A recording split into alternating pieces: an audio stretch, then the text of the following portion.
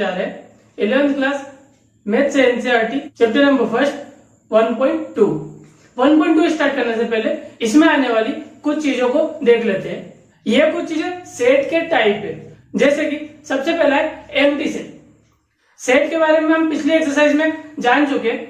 हमने पढ़ा था सेट एक कलेक्शन है एक जैसी प्रॉपर्टी रखने वाली कुछ चीजों का।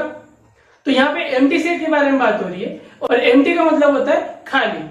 तो एम्प्टी सेट का मतलब भी यही हुआ, ऐसा सेट जिसके अंदर कोई भी ऑब्जेक्ट नहीं आता है। ऐसे सेट को एम्प्टी सेट या नल सेट या वॉइड सेट भी कहा जाता है। इसके कुछ एग्जांपल समझ के देखें। जैसा कि मैंने एनसीईआरटी बुक में बताया, सबसे सिंपल एग्जांपल इसका ये है कि ऐसे बच्चों का सेट जो क्लास 11th में भी है और क्लास 10th में भी है। ऐसी कोई कंडीशन पॉसिबल नहीं हो सकती कि कोई बच्चा दोनों क्लास में एक साथ हो, तो ये सेट एम्प्टी सेट कहलाएगा। तो हमें इसी टाइप के कोई क्वेश्चन मिलेंगे जिसका आंसर देना पॉसिबल नहीं होगा, मतलब वो डिफाइन नहीं किया जा सकेगा, और ऐसे सेट को हम एम्प्टी सेट में रखेंगे। इसे नॉर्मली केवल ब्रेस से या फाई के साइन से भी शो किया जाता है। एम्प्टी सेट को हम या तो ब्रेस से या फाई के साइन से शो करते हैं। हमारा अगला सेट है फाइनाइट सेट। फाइनाइट सेट ऐसे एक जैसे ऑब्जेक्ट का कलेक्शन है जिन्हें गिना जा सके या लिखा जा सके, मतलब जो खत्म हो सकती है। जैसे कि एग्जांपल है, अगर हम बात करें वोवेल की, अगर वोवेल का एक सेट बने तो फाइनाइट सेट कहलाएगा, और ऐसे ही इंग्लिश अल्फाबेट का एक सेट बने तो फाइनाइट सेट कहलाएगा। पर हम बात करें ऐसे सेट की जिसमें सारे नेचुरल नंबर आते हैं, तो उसे न तो लिखना पॉसिबल है और न ही उसका एंड पॉसिबल है, क्योंकि वो इन्फिनिटी तक जाते हैं। ऐसे सारे सेट इनफाइनाइट सेट कहलाएंगे जिनका एंड पॉसिबल नहीं है। अब इनफाइनाइट सेट को रोस्टर फॉर्म में लिखना पॉसिबल नहीं है, और इसी बात से हम ये बात भी समझ जाते हैं कि हमें सेट बिल्डर फॉर्म की जरूरत क्यों पड़ी, क्योंकि इनफाइनाइट सेट को नॉर्मली रोस्टर फॉर्म में लिखना पॉसिबल नहीं है। इस कारण से हम उसे सेट बिल्डर फॉर्म में लिख के शो करते हैं। अगर रोस्टर फॉर्म की बात करें तो इनफाइनाइट सेट को लिखना तो हमने सीखा है। अगर हम नेचुरल नंबर के सेट की बात करें तो हम इसे कुछ इस तरीके से लिखते थे,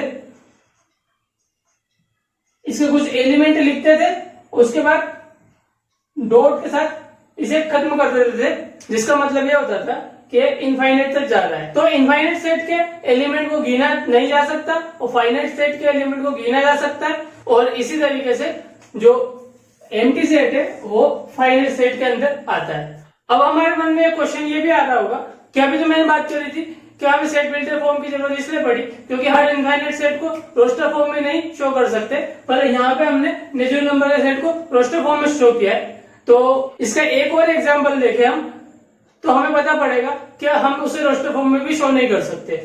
जैसे रियल नंबर का सेट, हम रियल नंबर के सेट को रोस्टर फॉर्म में शो नहीं कर सकते। रियल नंबर के बारे में हमने क्लास 10th में पढ़ा था।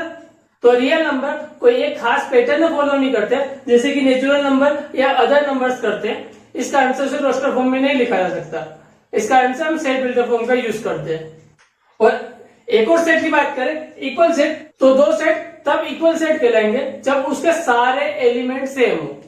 हमने पहले भी बात करी थी कि किसी सेट में एलिमेंट को आगे पीछे लिखते हैं तो उससे कोई फर्क नहीं पड़ता।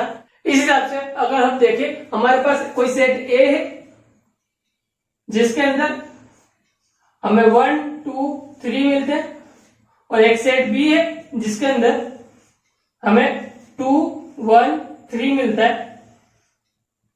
तो दोनों में इक्वल और सेम एलिमेंट होने के कारण से हम इन दोनों को इक्वल सेट बोलेंगे। तो इसी के साथ एक इजी सी एक्सरसाइज को स्टार्ट करते हैं। तो हम शुरू करते हैं एग्जांपल नंबर 6 से, जो कि है state which of the following set are finite और infinite.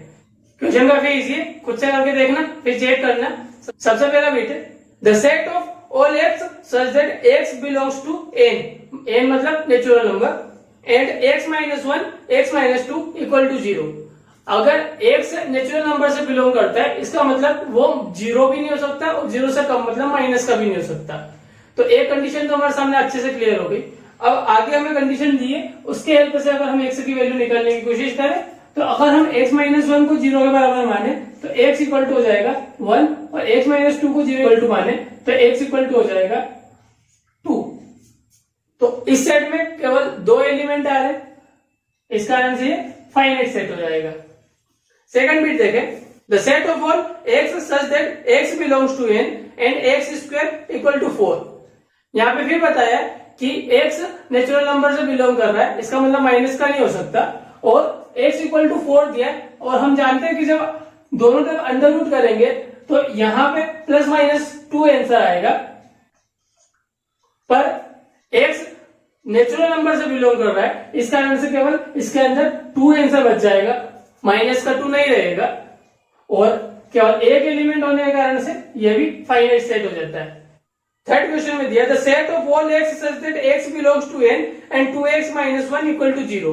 2x minus 1 equal to 0 है, इसका मतलब 2x इक्वल टू 1 हो जाएगा और x इक्वल टू 1/2 हो जाएगा, और इसमें भी फाइनाइट एलिमेंट है, इस कारण से ये भी फाइनाइट सेट हो जाएगा।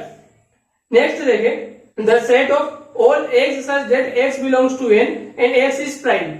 अब सारे प्राइम नंबर लिखना इम्पॉसिबल है, क्योंकि नेचुरल नंबर खत्म नहीं होते, इस कारण से प्राइम नंबर भी बहुत सारे हो जाएंगे, और इस कारण से इसे लिखा नहीं जा सकता, और ये इनफाइनाइट सेट हो जाएगा। Next, the set of all x such that x belongs to N and X is odd. यहाँ पे एक्स ओड नंबर लिखा है, और ओड नंबर सारे नेचुरल नंबर में से लिखना पॉसिबल नहीं है, इस कारण से ये भी इनफाइनाइट सेट हो जाएगा। अब नेक्स्ट एग्जाम्पल की तरफ बढ़ते हैं। तो अगला एग्जाम्पल नंबर 7, क्वेश्चन में पूछा है find the pair of equal sets if any give reasons. Equal set के बारे में अभी हमने देखा है कि ऐसे सेट्स जिनमें सारे एलिमेंट सेम होते, अगर उसका ऑर्डर को नेग्लेक्ट कर दे तो हम सारे सेट को रोस्टर फॉर्म में लिख के देख लेते, तो हमें आसानी से पता पड़ जाएगा कि किस किस सेट में एलिमेंट सेम है। सबसे पहले सेट में एक ही एलिमेंट है, वो है 0।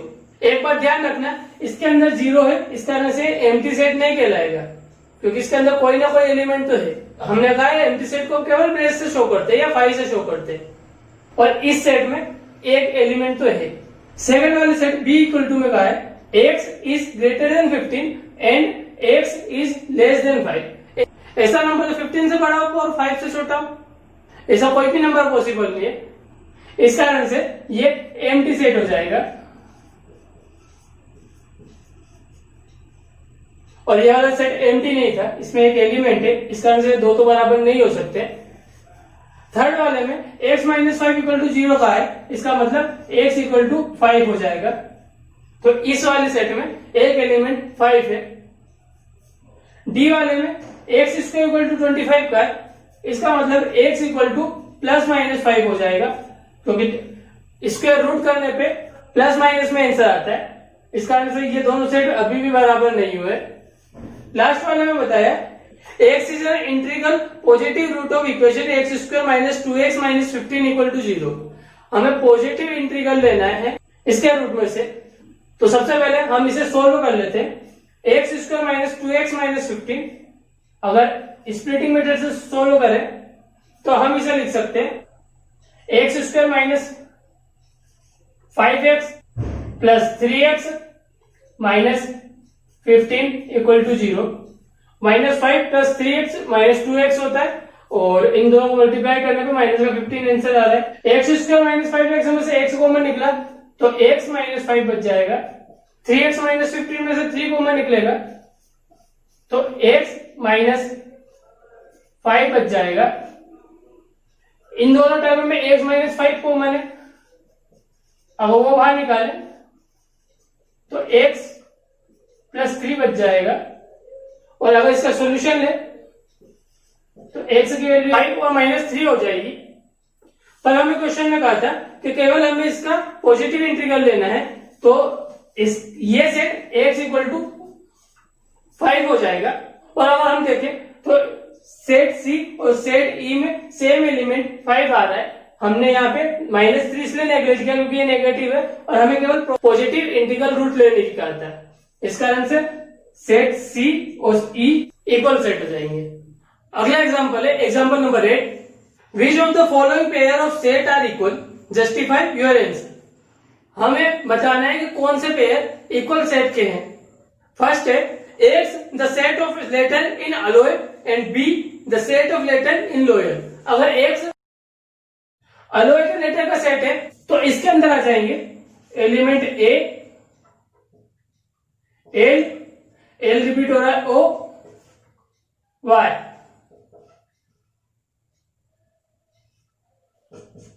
अगर वाई लोअर के लेटर का सेट है तो इसके अंदर आ जाएंगे एल, ओ, वाई, ए, और एल वापस रिपीट हो रहा है, और रिपीट वाली चीज को लिखने की जरूरत नहीं होती है।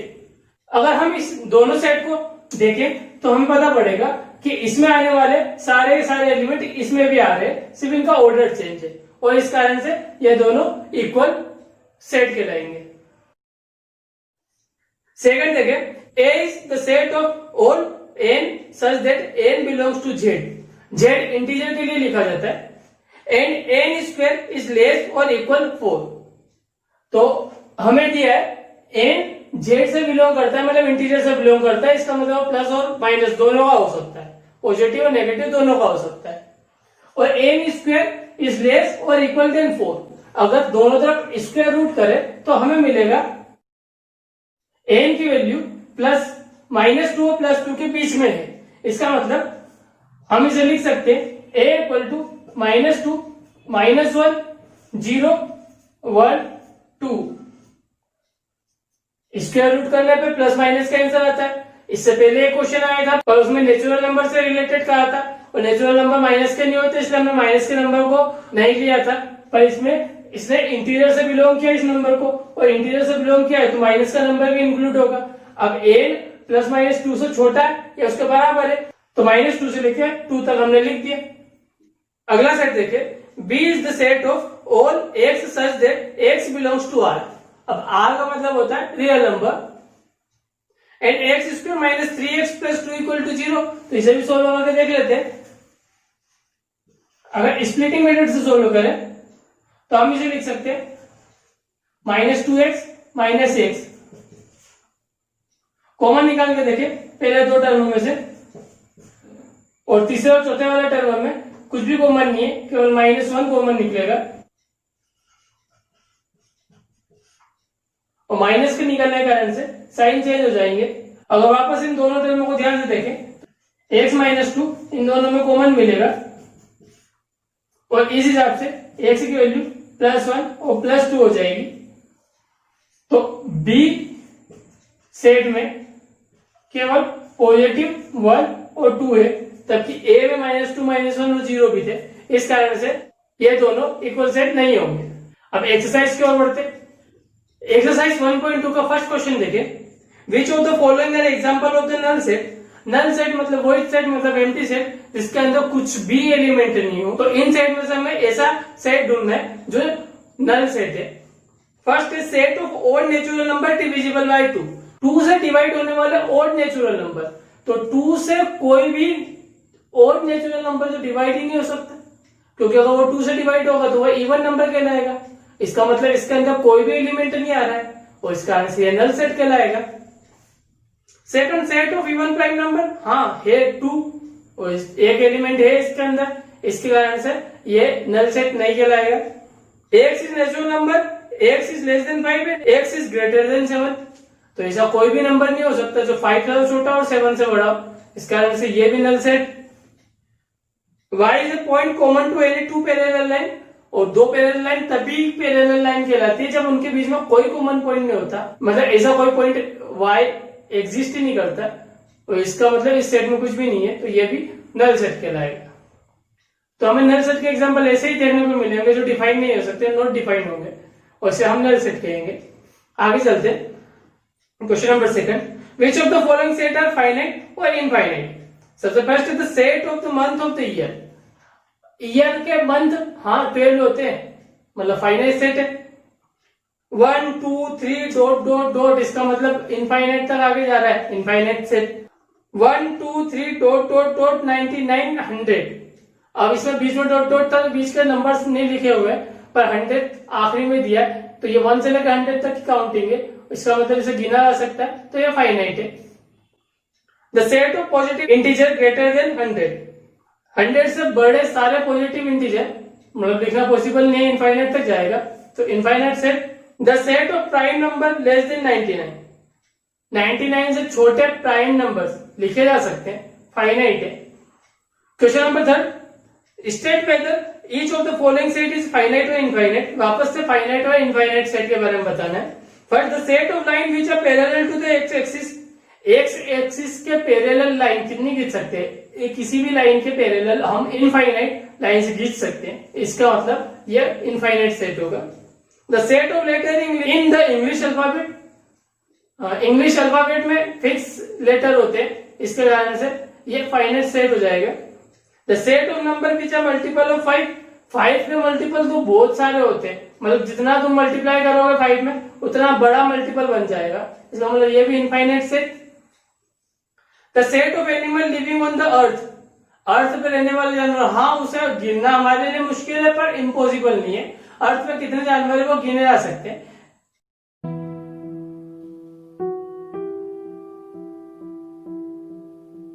इस कारण से ये फाइनाइट सेट कहलाएगा। The set of circle passing through the origin, origin के थ्रू बहुत सारे सर्कल पास हो सकते हैं, मतलब ये तो खेल में बहुत सारे बच्चों ने बनाए भी होंगे, और किसी एक पॉइंट से पास होने वाले सर्कल इनफाइनाइट हो सकते हैं, इस कारण से ये इनफाइनाइट सेट कहलाएगा। अगले क्वेश्चन की तरफ बढ़े। In the following state whether A equal to B और नॉट, हमें बताना है कि ए सेट बी के इक्वल है या नहीं है।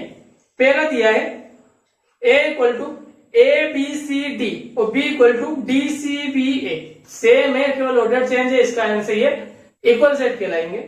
सेकंड वाला बिट 4 8 12 16, बी 8 4 16 18, यहाँ पे एक में 12 है और एक में 18 है, इस कारण से ये इक्वल सेट नहीं होंगे, क्योंकि इक्वल सेट के लिए सारे एलिमेंट सेम होने चाहिए। थर्ड, ए इक्वल टू 2 4 6 8 10 और B equal to positive even integer and X is less than और equal 10।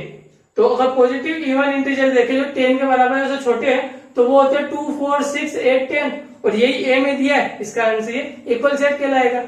Next, fourth, A equal to the set of all x such that X is multiple of 10, और 10 के multiple मतलब 10 20 30 ऐसे करके। B equal to 10 15 20, मतलब इस set में जब 15 आ गया जो कि 10 का मल्टीपल नहीं है, इस कारण से इक्वल सेट नहीं होगा। Fifth, are the following pair of set equal, give reason. नीचे दिए सेट के बारे में बताना है कि वह इक्वल है क्या, अगर है तो हमें रीजन भी लिखना है। फर्स्ट वाला है ए इक्वल टू 2 3 और सेकंड है X is solution of X square plus 5x plus 6 equal to 0। Solve करके देख लेते हैं।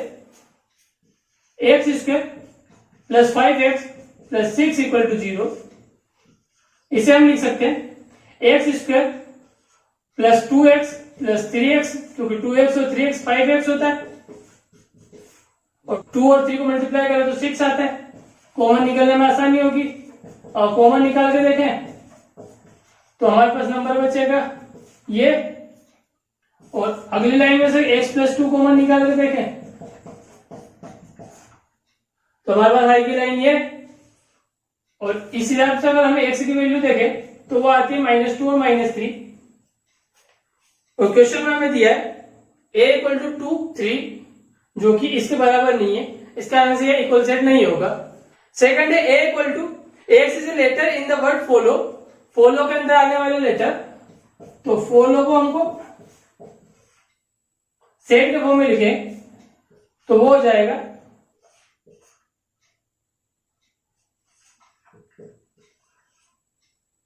ओ और एल रिपीट था तो हमने रिपीट नहीं किया। सेकंड है वोल्फ, अगर वोल्फ को देखें तो उसमें कोई भी वर्ड रिपीट नहीं है, कोई भी लेटर रिपीट नहीं है, तो ये एज इट इज लिखा जाएगा। देखिए यहाँ पे हर एक एलिमेंट सेम है, इस कारण से ये इक्वल सेट कहलाएगा। Last question, from the set given below select equal sets. इस क्वेश्चन में भी हमें इक्वल सेट के बारे में बताना है कि कौन से सेट आपस में इक्वल है।